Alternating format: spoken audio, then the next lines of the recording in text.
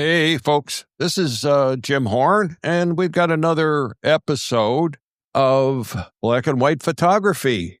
So the question for today is, and I think it's still an interesting one, have you ever been asked why someone would still shoot film today when digital it's just so inexpensive and easy?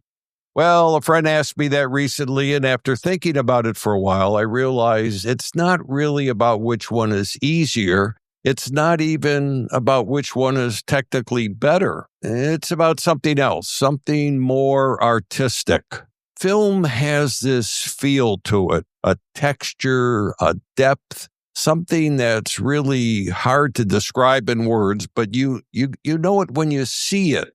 And then I thought, working with film also slows you down. It makes you think before you press that shutter. You want to make sure you get a great shot. And with film, you're constantly considering aperture, ISO, shutter speed, focus. It's a much, much slower process.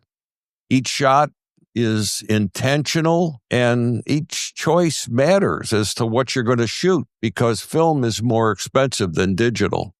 With digital photography today, especially with the newest cameras, so much of that is automated. It's faster, it's easier, but the crafting of a film image, that's a different experience entirely.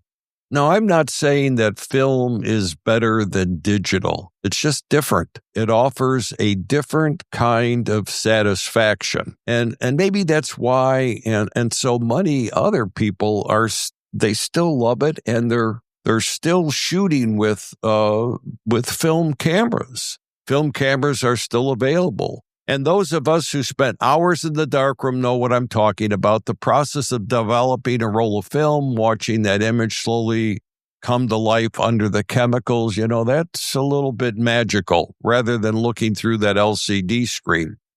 Now, sure, most of us aren't dipping our hands in the chemicals anymore. Today, it's more common really to scan the negatives. Maybe we use a DSLR setup. Maybe we use a flatbed scanner. Maybe we use professional labs.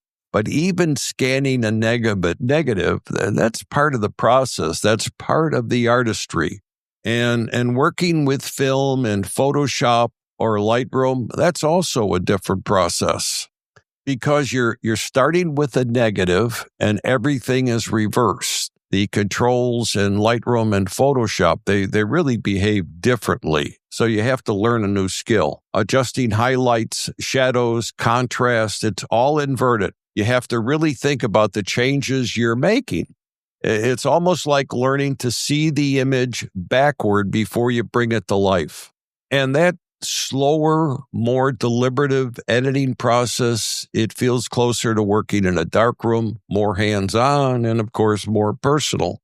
You shoot the film, you develop it, you scan it, you carefully process it digitally, but always with respect to that original negative. And yes, there are incredible digital images out there today. Some even simulate film perfectly with presets and artificial effects. We all know about the Lightroom presets, but to me, film still has something special to offer. And clearly, a lot of people feel the same way. Just look at the demand. People are buying film again, and it's really not cheap. Developing a single roll of medium format 120 film, which is what I do, whether it's color C41 or classic black and white Tri-X, can cost anywhere from $4 to $10 per roll. That's the development cost. It costs about the same to purchase the roll, and that's before you even talk about shipping. If you don't have a local lab, you have to send the film out. And personally, I really like to batch my film together, 3 rolls minimum, preferably more, because shipping alone costs usually around $10. I send mine to a lab in New York, and every time when those negatives come back, it's exciting. Yeah, it's almost like Christmas morning. So is film more expensive? Yes. Is it slower? Definitely. Is it worth it? Well, I guess you have to be a guy that's been shooting film for a long time. And is it worth it? For me, absolutely. Film photography today is an art form, a different kind of experience than shooting digitally, one that's deliberate, tactile, and completely rewarding.